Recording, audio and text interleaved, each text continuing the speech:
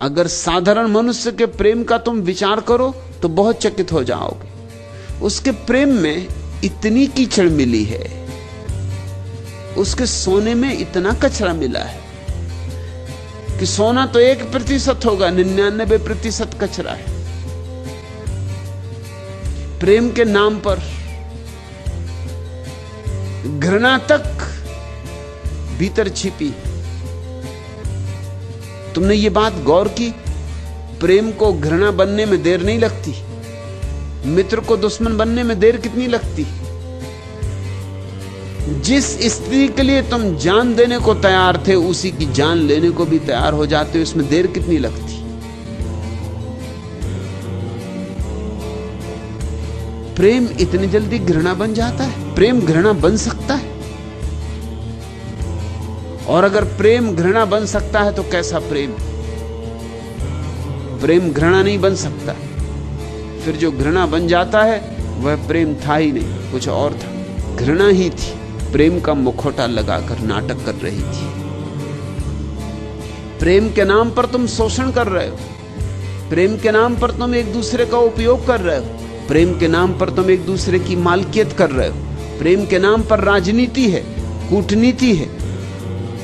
प्रेम बड़ा लुभावना शब्द है, बड़ा प्यारा शब्द है, खूब उलझा लेता है। जिससे भी तुम कह देते हो मुझे आपसे बहुत प्रेम है, वही आपकी बातों में आ जाता है। तुम्हें खुद से भी प्रेम नहीं है, तुम्हें और किससे प्रेम होगा?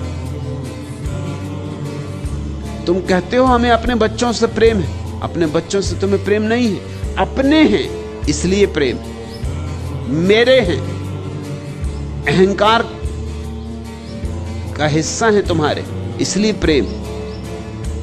और अगर तुम्हारा बेटा प्रधानमंत्री हो जाए तो बहुत प्रेम पैदा हो जाए, और तुम्हारा बेटा अगर डाकू हो जाए और कारागृह में चला जाए तो तुम जाके अदालत में घोषणा कर दोगे कि मैं इंकार करता हूं कि ये मेरा बेटा है। प्रेम समाप्त हो जाए।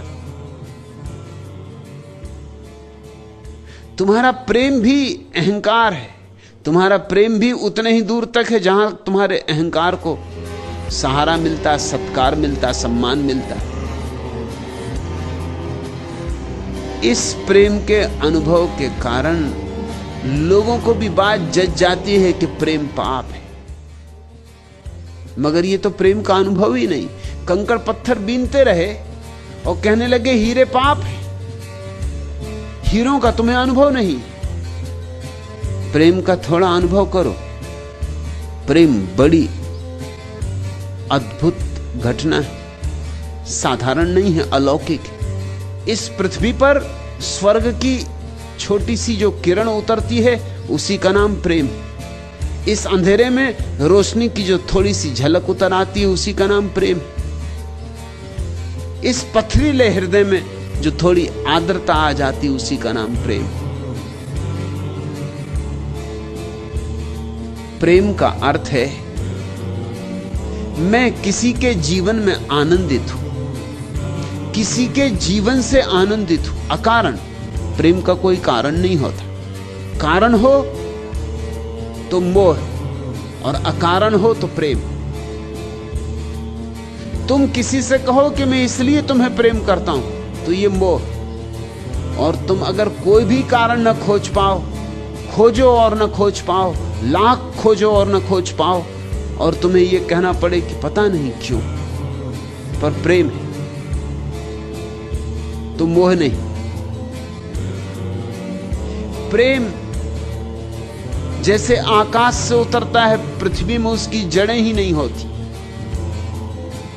मोह की जड़ें पृथ्वी में होती, और जिन्होंने प्रेम को पाप कहा है वो भूल कर रहे हैं शब्दों की। वो मोह को पाप कहें तो ठीक है, क्योंकि मोह का अर्थ है मेरे का भाव, ममता।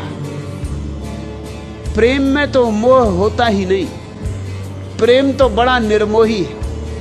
तुम चौंकोगे मेरी बात सुन के, लेकिन मैं तुमसे फिर दोहराता हूं, प्रेम अत्यंत निर्मोही है। प्रेम मोह को जानता ही नहीं, प्रेम दूसरे पर कब्जा करता ही नहीं। न तो कब्जा करता है और न अपने पर कब्जा करने देता है। प्रेम तो स्वतंत्रता है। प्रेम तो दो व्यक्तियों के बीच स्वतंत्रता का आदान प्रदान है। न कोई किसी का मालिक, न कोई किसी की दासी है। प्रेम एक दूसरे के गले में फंदा नहीं डालता। प्रेम तो फंदे काटता है।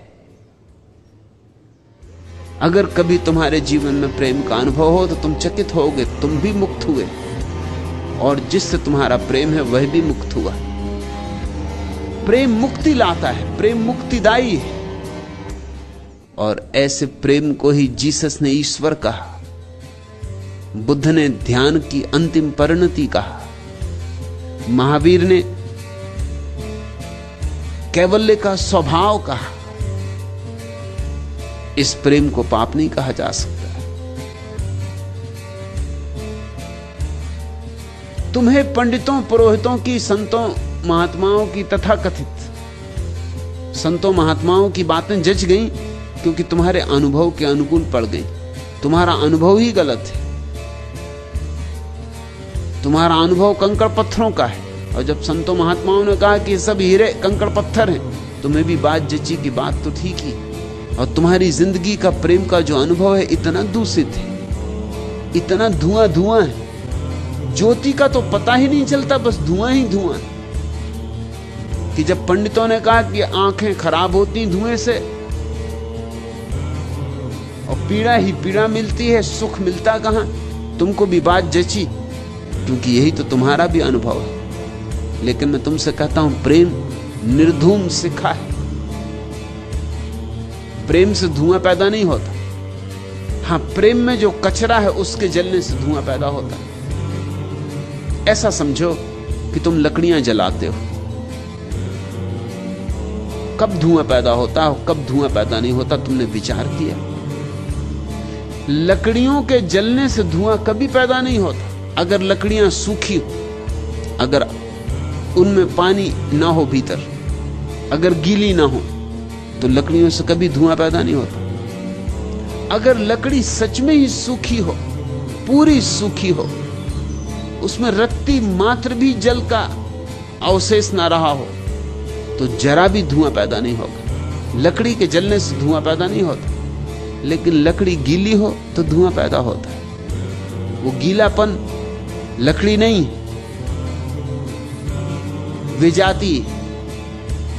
तुम्हारे प्रेम से अगर तुम्हारी आंखें अंधी हो रही हैं और धुआं पैदा हो रहा है और जिंदगी में काली खा रही है और जिंदगी उलझन में भरती जा रही है और क्रोध होता है, वैमनस्य होता है, ईर्ष्या है, जलन है, ये सब पैदा हो रहा है, तो समझ लेना कि तुम्हारे प्रेम में अभी कचरा बहुत है, विजातीयता बहुत है। इसको अगर कोई पाप कहे तो ठीक, लेकिन ये प्रेम को पाप कहना ठीक नहीं। प्रेम से तो कभी धुआं पैदा नहीं होता। अगर तुम्हारे प्रेम से धुआं पैदा होता है तो लकड़ियों को सुखाओ थोड़ा और, निर्मोह करो प्रेम को। मोह लकड़ी को गीला रखता है।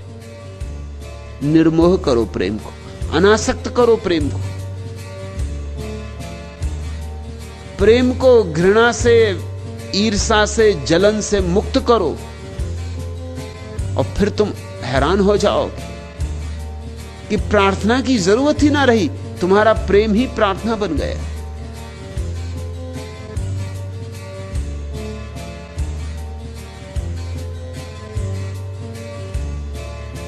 और जीवन ने जो अवसर दिया है प्रेम का, इसे ऐसे ही मत गंवा देना। इससे लोग दो तरह से गंवाते। एक तो वे लोग हैं जो प्रेम के नाम पर कुछ और करते रहते हैं और उसे प्रेम समझते हैं, उनको मैं भोगी कहता हूं, संसारी। वे जीवन गंवा देते। और दूसरे वे हैं जो संसार से भाग जाते, प्रेम के कूड़े करकट से डर के भाग जाते। कुछ ने कूड़ा करकट छाती से लगा लिया, कुछ कूड़े करकट से डर के भाग गए। जिन्होंने कूड़ा करकट छाती से लगाया है वो भी सोने को ना खोज पाएंगे, और जो कूड़े करकट से डर के भाग गए वो सोने से भी भाग गए, क्योंकि सोना और कूड़ा करकट सब यहां मिला हुआ है। वे भी कभी प्रेम को ना जान पाएंगे। जिनको तुम सन्यासी मानते रहे हो वे भी प्रेम को नहीं जान पाते, जिनको तुम संसारी जानते हो वे भी प्रेम को नहीं जानते। भोगी भी वंचित, योगी भी वंचित, अलग अलग ढंग से वंचित, मगर दोनों वंचित। एक कूड़ा करकट पकड़ने के कारण वंचित, एक कूड़ा करकट छोड़ने के कारण वंचित। लेकिन दोनों नहीं देख पाते कि कूड़े करकट में कुछ छिपा है, मिट्टी में कमल छिपा है, ये दोनों नहीं देख पाते। यही उनका अंधापन। मैं तुम्हें चाहूंगा कि तुम जियो, भागना मत, त्यागना मत। जीवन को उसकी समग्रता में जियो, जीवन के सारे रूपों में जीवन को जियो। हां, इतना ही ख्याल रहे कि जो रूप तुम्हें कष्ट दे, जानना कि उसमें निखार करना है, छोड़ना नहीं, निखार करना है, त्यागना नहीं। उसमें कुछ गलत है, उस गलत को रूपांतरित करना है।